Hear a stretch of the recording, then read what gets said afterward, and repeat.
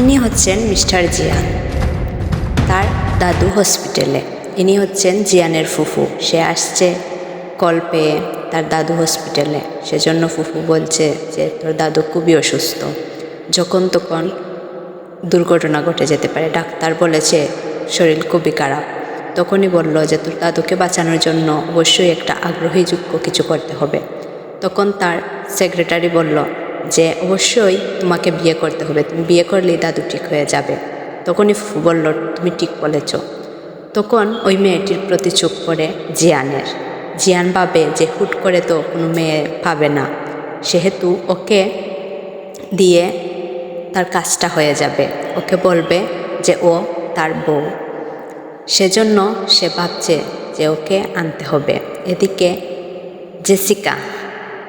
জেসিকাকে এক অভদ্র লোক খুব বাজেভাবে আঘাত করতে চেয়েছিল। তখনই জিয়ান গিয়ে জেসিকাকে বাঁচিয়ে আনে।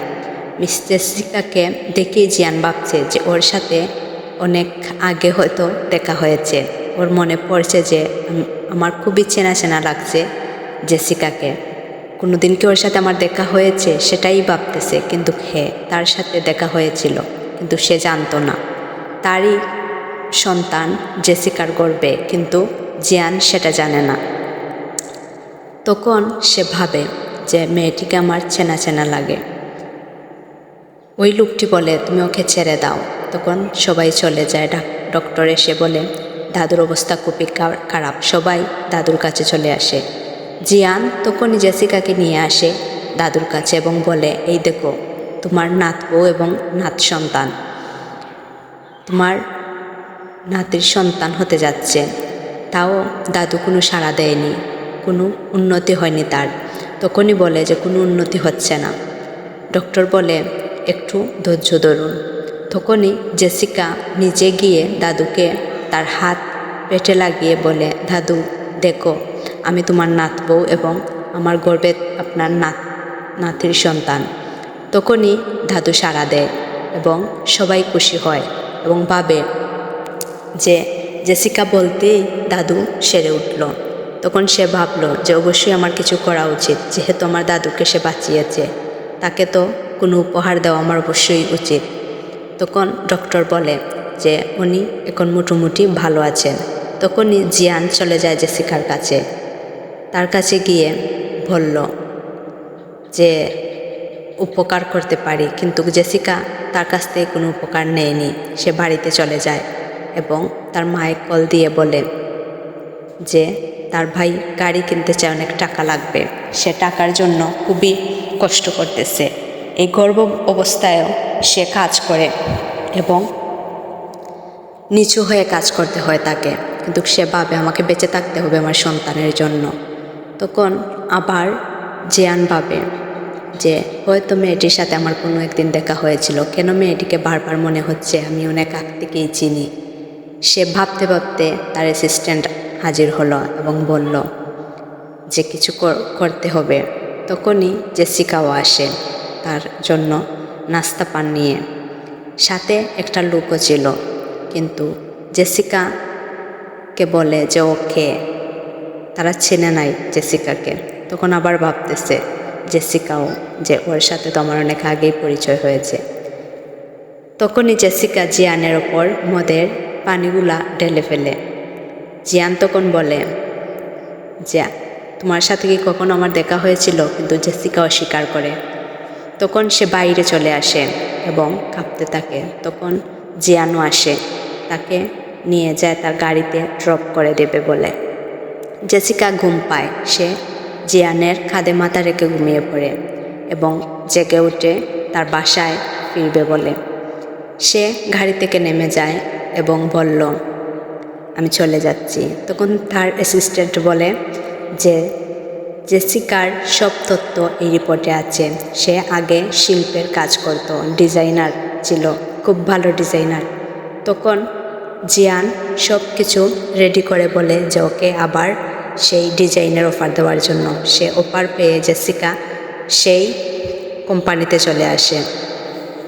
কিন্তু আসার পর এখানে ছিল জিয়ানের আগের প্রেমিকার বোন, কিন্তু ও চায়নি যে জেসিকা এখানে থাকুক।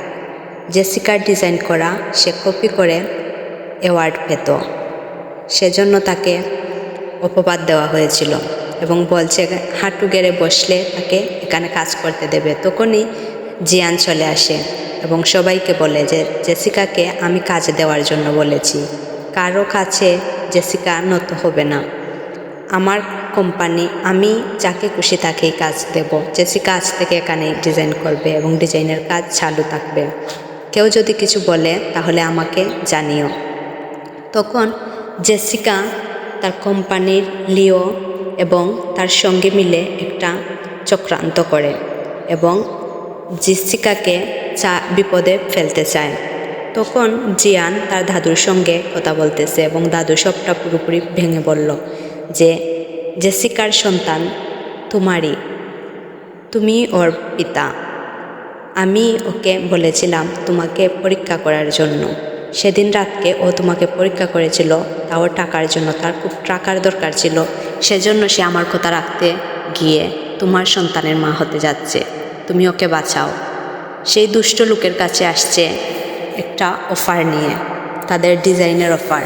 কিন্তু এই লোকের সাথে জিয়ান কোনোভাবেই সম্পর্ক রাখতে চায় না। তার কোম্পানির লোকগুলো চক্রান্ত করে জেসিকাকে পাঠিয়েছে যাতে সে শাস্তি পায়। তখন সেই দুষ্ট লোক অনেক ক্ষতি করতে চেয়েছে জেসিকার। তখনই তার মা চলে আসে এবং খুব বাজেভাবে বকে। তখন দোষ দিয়ে দেয় জেসিকার ওপর, বলে জেসিকা তাকে প্রলুব্ধ করছে, কিন্তু জেসিকা বলে আমি কিছু করিনি। তখন তার মা ওকে মারধর করে, অনেক মারে এবং লোকদেরকে বলে যে ওকে নিয়ে যাও, ওকে নিয়ে শাস্তি দাও। তখনই জিয়ান সেখানে পৌঁছে এবং সেই দুষ্ট লোকের মা বলে যে এই গর্ভবতীর সাথে কী হচ্ছে, এটা কি তোমার সন্তান? তখন সেই দুষ্ট লোক অস্বীকার হয়। তখন মা বলে তাহলে ওই সন্তানকে তুমি মেরে ফেলো। মারতে চেয়েছিল কিন্তু পারেনি। জিয়ান তখনই চলে এসেছে এবং জেসিকাকে বাঁচিয়ে নিয়েছে। যখনই জেসিকাকে বাঁচিয়ে নেওয়া হয় তখনই জেসিকা অনেক রেগে গিয়ে সেই মহিলাটিকে অনেক মারধর করেছে। সে রেগে গিয়েছে তার সন্তানের ক্ষতি করার জন্য। কেন আমার সন্তানের ক্ষতি করলে? মহিলা মানুষ হয়ে কী জন্য আমার সন্তানের গায়ে আঁচড় দিবে? সেজন্য সে তাকে চড় মারে এবং সেখান থেকে সে অজ্ঞান হয়ে যায়। জেসিকা অজ্ঞান হওয়ার পর সেখানে সবাই তাকে হসপিটালে নিয়ে আসে। দাদুও হসপিটালেই ছিল। তখন ডক্টর তাকে দেখে। পরের অংশ দেখার জন্য অবশ্যই সাবস্ক্রাইব করুন।